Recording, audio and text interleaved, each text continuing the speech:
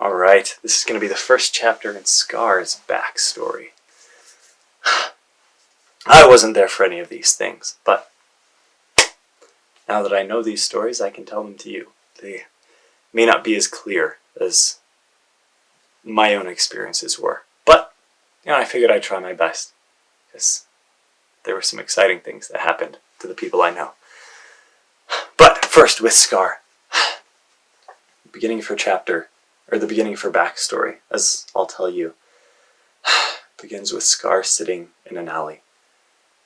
She was cold, she was hungry, she was tired, she was dirty, and she was hopeless. She stared across the far side of the alley. It wasn't large, it was cluttered with trash, and she just sat there, aching and numb. The air was colder than she would have expected. It wasn't late in fall, but the sun hadn't risen above the buildings that she hid behind, and so she pulled the leather jacket closer to her. The jacket that was the only reminder of her mother. Brought back memories to her of the last few months, of her wonderful mother and watching her die, and knowing there was nothing she could do about it. Scar began to cry, and moved to wipe away the tears as she brushed her cheek. It began to sting from where her dad had hit her last. Well, that wasn't going to be happening anymore. Part of Scar still felt guilty for leaving home, but she knew she had to get out. There was nothing for her there. Who was to say there was anything for her here? Now, staring at trash, hungry, she had no idea what to do. No idea where to even start.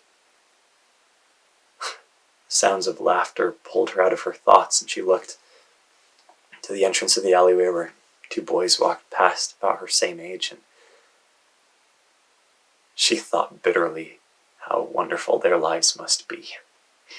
And she'd end up with this lot of a life. She stared back at the trash, and something caught her eye. She didn't feel any... She moved to the trash on the far side. Almost unconsciously, she had no drive of her own. She was still just numb, but found herself moving to the far side of the alley, and she picked up a cigarette butt on the far side.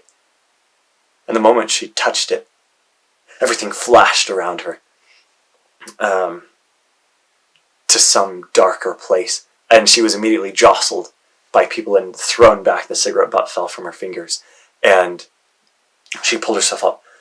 She had no idea what was doing, but looked up to see her aliens on every side, creatures, monsters that she had never seen before.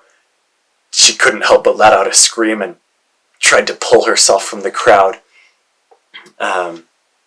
As she did, she managed to pull from the crowd and looked around. There was alien writing everywhere. She was freaking out. She pulled free from the crowd and heard the sound of a warbling of some kind, and turned in time to see a hovering speeder rushing right at her. She dropped to the ground, and everything went silent. She opened her eyes again, and she was in an empty lot. She stood up, her breath heavy, and her heart was beating rapidly. She looked, and under her foot there was a metal ring that seemed odd, off, strange, alien. She kicked it away from her and ran to the far side of the lot, trying to get a grip of what was going on. The alley was gone. The aliens were gone. She had no idea where she was. And worse off than before, she must be seeing things. She hadn't eaten, she hadn't slept, she was seeing things. She slapped herself, and again her face stung. This was real, but how? And what? Where had she just been? Where was she now? As she looked around, she could see a patch of dirt that again it seemed alien, foreign, and cautiously she stepped up to it, unsure what was going to happen, but, well, what did she have to lose? She stepped back up to the patch of dirt. It was hard to see what exactly she had seen at first, but as she got closer to it, she could feel something different about it. And coming closer, she tried to take whatever it was. Everything flashed around her. Everything seemed to converge and zoomed out to a city street. She stood at the edge of a stand of trees.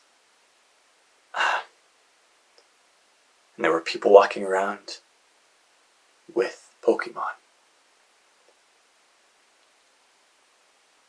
Scar wasn't sure how long she'd been standing there when she felt someone's hand on her shoulder give her a gentle shake, and the man with brown curly hair said, "Hey, are you all right?"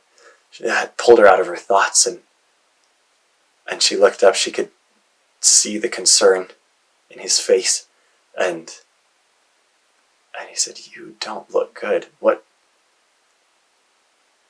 He said, "You're not from around here, are you?" And she opened her mouth and managed it. No.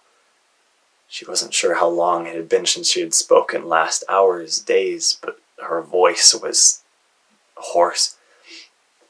And the man reached into a bag that he had. A Pikachu jumped up on his shoulder, and he reached out and pulled out a package of berries. He said, "I just bought some food. You look like you could use some. And a place to stay. Can I help you?" And she nodded numbly. Help sounded good. As he led her away, he introduced himself as Grant. He said, "You know, I was like you once. I'm not from this world, but hopefully I can help you out." And he slowed for a moment and said, "And maybe you can help me too."